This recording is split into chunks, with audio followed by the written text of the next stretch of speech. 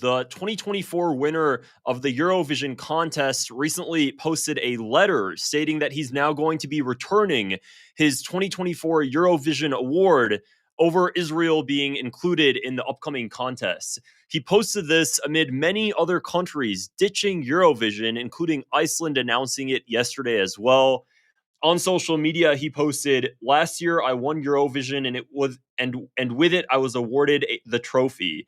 And even though I'm immensely grateful for the community around this contest and everything this experience has taught me both as a person and artist, today I no longer feel this trophy belongs on my shelf.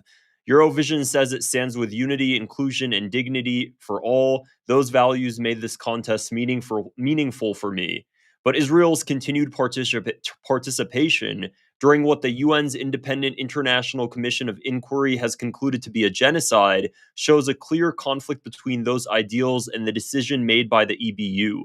This is not about individuals or artists. This contest was repeatedly used to soften the image of the state accused of severe wrongdoing, all while the EBU insisted Eurovision is non-political. And when entire countries withdraw over this contradiction, it should be clear that something is deeply wrong. That's why I've decided I'm sending back my trophy because the EBU headquarters in Geneva, with gratitude and with a clear message, live what you claim. If the values we celebrate on stage aren't lived off stage, then even the most beautiful songs lose their meaning. I'm waiting for the moment those words and actions align. Until then, this trophy is yours." So now, this is also coming just 4 hours ago. This is actually breaking news. The director of Eurovision just made an announcement just 4 hours ago stating that after Iceland recently joined Ireland, Spain, the Netherlands, and Slovenia in skipping Eurovision 2026, citing Israel's participation amid the Gaza conflict, Green acknowledged fans' strong emotions, reaffirming the event's apolitical roots, oddly enough, after post-war Europe, and promises to call out any broadcaster rule violations as seen in past complaints against Israel's entries in 2024 and 2025. I've made a previous video on this. The Israeli government itself, the state government, unlike any other contestant in Eurovision, actually paid for state propaganda in the countries in order to boost votes for Israel, which was pretty shocking. If you want to watch that video, I have it included in the playlist somewhere up here. He praises the withdrawing of nations' dignity and hopes for their return, emphasizing music's role in unity despite protests that mark recent contests in Malmo and Basel. So he posted this lengthy letter, and of course, they're not going to stop Israel from participating. They've already made their decisions. Now it's up to individual countries to continue pulling out. He says, "I know that you will be feeling strong emotions on this, and I certainly am, is why I wanted to write directly to you. I also know you feel strongly about events in the Middle East and how those realities connect to the Eurovision Song Contest. No one can fail to be moved by what we have seen in the region in the past few years. Some of you have written to us, spoken out, or expressed anger and pain at what they see as silence in the face of tragedy. And I want to say that we hear you. We understand why you feel so strongly, that we care too." It's really fluff words. This is the kind of thing you do when you want to apologize, but you know you're going to continue doing it anyway. So you just put out a statement pretending like you actually care, pretending like you're a good person, but not actually doing the one thing you actually have power to do, which is to drop Israel. They're allowing Israel to compete. They know that Israel uses the contest as state propaganda. Last year, it bolstered votes in order to make it seem like the world drastically supported Israel, even though they didn't because they inadvertently cheated, but it helps Israel's image on the global arena. And we know that Israel is going to be trying to cheat this time around as well.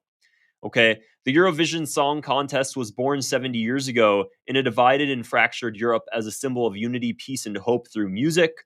Those foundations have not changed, and neither has the contest's purpose. This contest has survived and thrived despite wars, political upheaval, and shifting borders. Through it all, it has remained a place where people from all corners of Europe and now the world can come together to celebrate creativity and connection despite and because of the world around us. We know many fans want us to take a defined position on geopolitical events, but the only way to the Eurovision Song Contest can continue to bring people together is by ensuring we are guided by our rules first and foremost. Did they let Russia participate after its invasion of Ukraine? I don't think so. As we look to next year, we will ensure that all participating broadcasters respect the rules of competition, and if they don't you have a personal pledge from me, we will not tolerate it and call it out. When faced with a divided world, the Eurovision Song Contest has the pledged role to offer a space where millions can celebrate what connects us, a space where music takes center stage, a stage that welcomes everyone, whoever you are, wherever you are, whatever your views are about the world around us, apparently including if you support genocide. I want to say specifically to fans in Ireland, Spain, Iceland, Slovenia, and the Netherlands that your broadcasters, like all members, made a decision that was right for them and contributed to the debate with great dignity. All of us here respect their position and decision. We will continue to work with them as friends and colleagues in the hope they return to the contest soon. Our artists, our delegations, and importantly, our fans, each one of you are at the heart of this contest. We know how much love there is for this event, how many of your lives are built around your passion for the Eurovision Song Contest. We are committed to doing everything we can for another 70 years and beyond. The Eurovision Song Contest continues to be a place where friendships are forged, language are learned, and new genres and new artists are discovered. In a challenging world, we can indeed be united by music. With love and gratitude, Martin Green, CBE. So again, he puts this entire letter together pretending he actually gives a damn, but not actually just doing the one thing that would actually help the contest the most. Just drop Israel. What is your guys' obsession with this tiny project? It's a project. We have to stop pretending that Israel is a state. It's a project. And you know why it's really important to call it the project of Israel is because you guys might remember back last year, earlier this year, when there were missiles missiles being launched back and forth from Israel and Iran.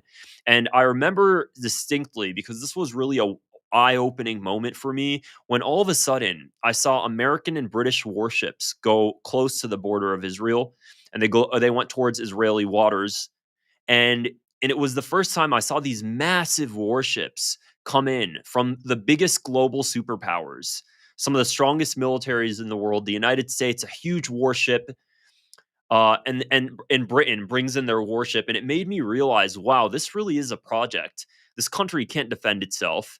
This country is fully backed by these large Western powers. And the second that Israel faced an existential crisis, which it doesn't really seem like it was actually an existential crisis. Maybe when it had Hamas, Hezbollah, and Iran all surrounding it. Regardless, when I saw those massive warships around Israel immediately, it made me realize, wow, this is really a project, and the only way it can survive is by these Western powers. And knowing that this is the case, and yet they refuse to enforce something that could immediately stop all of the suffering is absolutely shocking. Regarding the United Kingdom, however, there was also a recent poll done regarding Eurovision, and it found that 82% of Brits want Israel removed from Eurovision. This is a shocking article that was recently published. Let me go ahead and share this to you guys. So again, 82% of Brits want Israel removed from Eurovision. A new poll suggests that 82% of British people want Israel removed. The country's continued involvement with the song contest is subject to controversy, with Russia having been removed following its invasion of Ukraine. The situation in the Middle East has prompted comparisons with this, and many protesters have argued that Israel should be removed from the competition. For its part, Israeli organizers have responded that there is no merit to this. With Eurovision bosses gathering today, December 4th, for the final decision, a new poll has revealed 82% of British people that think that Israel should be excluded. If Israel is permitted to take place, an overwhelming 69% of Brits believe the UK should withdraw from the contest. Nearly 3/4 went on to say banning Russia but not Israel is inconsistent. 69% of Brits believe that the United Kingdom should withdraw. 82% believe that Israel should be excluded. So the vast majority of people. This poll was pieced together by Pablo Ohana. It utilized a survey sample of 1,093 individuals done in a nationally represented manner. Eurovision fan himself noted Eurovision isn't just about songs and staging, it's about values. If Israel is permitted to compete, the people of Britain believe we should walk away. The BBC must find its backbone before walking into that meeting. today. Clearly, they never ended up finding their backbone.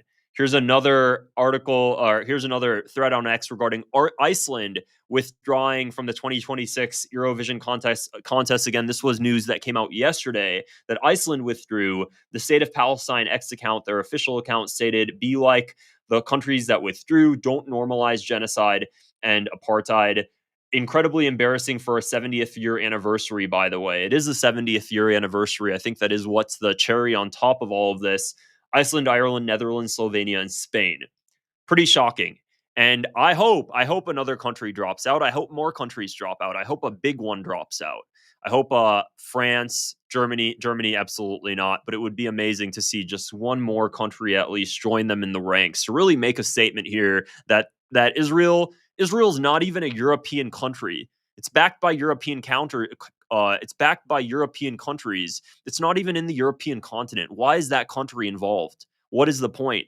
Not only that, Eurovision, the Israelis cheat. They cheat at Eurovision. There's like, if that isn't enough, they love to just simply cheat. Israeli government agency paid for adverts targeting Eurovision Song Contest public vote. No other country did this. It's almost truly, it genuinely is the cherry on top, because if there was anybody if anybody came up to you and said, what country do you think would be most willing to cheat in Eurovision? It's no, Israel would be the first thing that comes to mind. Genuinely, it's like they just have a tendency there tends to be a cheating and manipulation issue going on with the state of Israel. That just seems to be what the case is. What are Eurovision's new voting rules following allegation of Israeli government interference? Because the Israeli government itself, the foreign ministry, was pushing for votes in states that were taking place in the contests. Absolutely crazy, guys. So we'll see how things unfold moving forward. If you found this video interesting, would appreciate it if you click the thumbs up button. It helps me reach more people. And please also click the subscribe button as well if you want to see